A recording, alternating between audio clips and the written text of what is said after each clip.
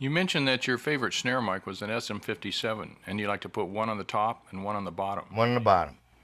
If the way the guy sets his drums up doesn't hang you up, what's your favorite angle to put the mic on the snare drum? You know, this changes every single day.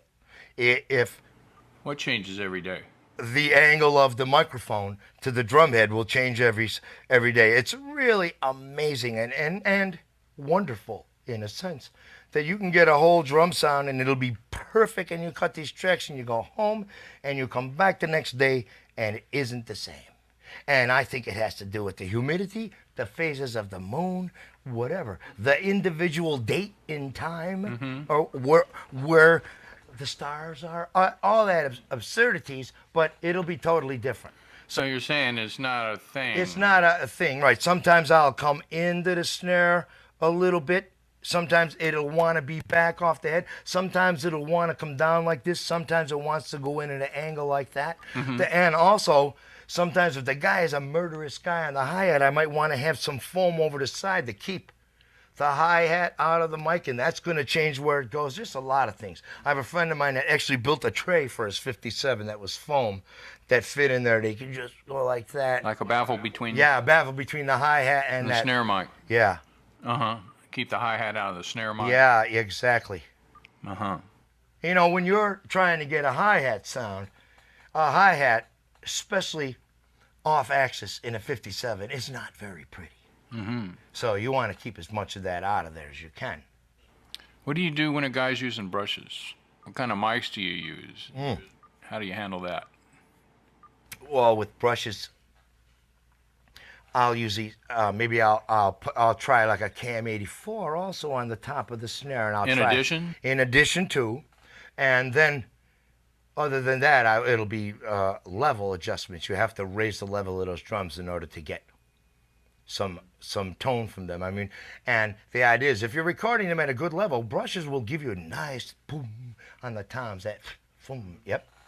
Also with brushes, I like to have a lot of different kinds of brushes because a little bit different thickness of their brushes are going to give you a whole different thing. How about those kind of sticks that are little clusters of sticks tied together? No, I keep that the same. We were using them last night a little bit, and I'll just find that you just have to make sure that you're not getting too low in the level. Right. But you know, in these digital workstations, you don't have to worry that much about going into the noise floor, whereas it used to be that case. You've worked with a lot of different drums. What do you think's the best snare drum? I've never found the best over. I mean, I have actually.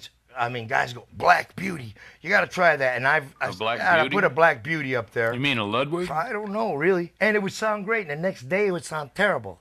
Then I had heard about these. It's amazing. And this is the great thing about it. You can't say something is perfect every time. I mean, I love a lot of piccolo snares for certain things because just because of the adrenaline or the attack that they have, and the timing between the top and the bottom head, all like that. I recorded one of these big name guys, Jim Keltner or one of those fellows, and they had these drums that were made out of the sunken logs in the Great Lakes. There were these, you know, they used to take the logs and they would float them down and they'd put them in the Great Lakes. Well, X amount of those logs sunk. And they stayed at the bottom there for like 100 years, and they've just recently brought them up. The Japanese bought a great portion of that wood, and I guess some drum manufacturers did it. And this snare drum was made out of this 100-year-old wood. It just sounded wonderful. Besides the 57, what other mics work well on the top or bottom of the snare drum? What kind of thing? Well, you know, I've used, for the longest time, I really liked 414s on the bottom, especially in hypercardioid, so I could get those. On the bottom? On the bottom of the snare drum. I would like a 414 on the bottom of the snare drum. Or I would use a KM84 or a condenser mic, but I found that the 57 gives me what I need. I don't really need that real high-endy thing. Right, yeah.